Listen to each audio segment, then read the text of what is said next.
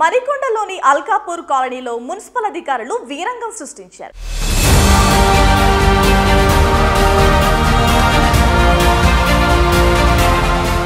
అల్కాపూర్ కాలనీలో కొన్ని సంవత్సరాల నుంచి మార్నింగ్ రాగా అపార్ట్మెంట్ కు అనుబంధంగా ఉన్న షాపులను కూల్చివేశారు. అయితే ఉన్నట్టుండి షాపులను తొలగించడంపై దుకాణదారులు అధికారులపై ఆగ్రహం వ్యక్తం చేస్తున్నారు. మరికొండ మున్సిపాలిటీలో గత 6 సంవత్సరాలుగా తాము కమర్షియల్ ట్యాక్స్ కడుతున్నామని, అలాగే మార్నింగ్ రాగా అసోసియేషన్ కూడా తాము కమర్షియల్ మెయింటెనెన్స్ కూడా చెల్లిస్తున్నామని తెలిపారు. కనీసం తమకు సామాగ్రి తీసుకునే సమయం కూడా ఇవ్వకుండా షాపులను అలా ఎలా కూలుస్తారని అధికారులతో వారు వాగ్వాదానికి దిగారు. మా హస్బెండ్ చనిపోయిన తర్వాత కూడా మా ఎంప్లాయీస్ కానీ ఫార్మర్స్ వెండర్స్ ఎవరు ఎఫెక్ట్ అవ్వకూడదని చెప్పేసి నాకు టూ మెనీ ఛాలెంజెస్ ఉన్నా కానీ నేను ముందుకొచ్చి నేను స్టోర్స్ని రన్ చేస్తున్నాను. దట్టు ఇది 8000 SFT స్టోర్. ఇప్పటికిప్పుడు నన్ను వెకేట్ చేసి వెళ్ళమంటే నేను ఎక్కడికి వెళ్ళాలి?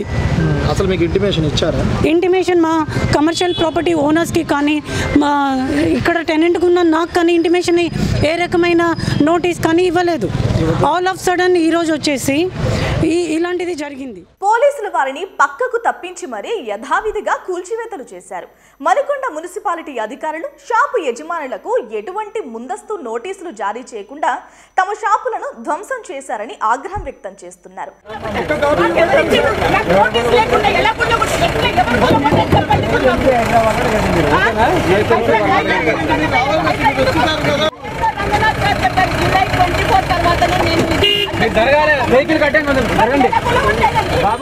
ఏ విధంగా తమ షాపులను మరికొండ మున్సిపాలిటీ కూల్చివేస్తుందంటూ ప్రశ్నిస్తున్నారు. స్థానికుల అనుమతి మేరకే తాము ఇక్కడ షాపులను నడుపుతున్నామని, మరికొండ మున్సిపాలిటీలో ఉన్న మిగతా షాపులను వదిలేసి తమ షాపులనే ఎందుకు కూల్చివేశారంటూ స్థానికులు, షాపు యజమానులు అధికారులను ప్రశ్నిస్తున్నారు. ఓ బడా వ్యక్తి ఒత్తిడి మేరకు కూల్చివేతలు చేశారంటూ వ్యాపారస్తులు దుమ్మెత్తిపోస్తున్నారు.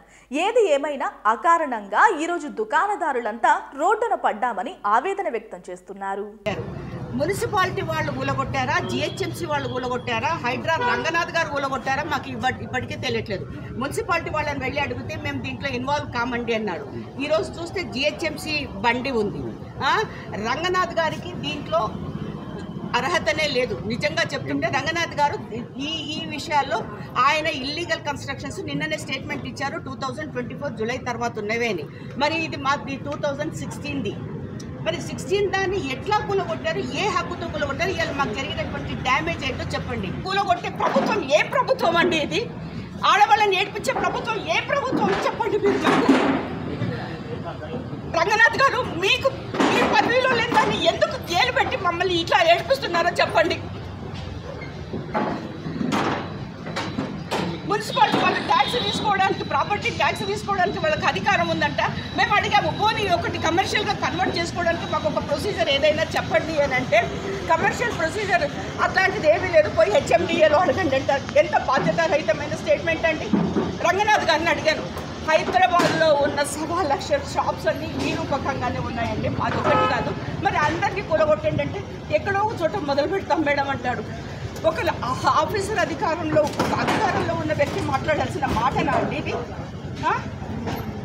ఇప్పుడు ముందు ఇక్కడే మొదలు పెడతామన్న తర్వాత రేపటి నుంచి మొత్తం కూలగొడతారా అండి వీళ్ళు?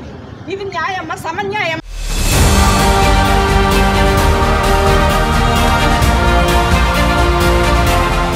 Please subscribe .news.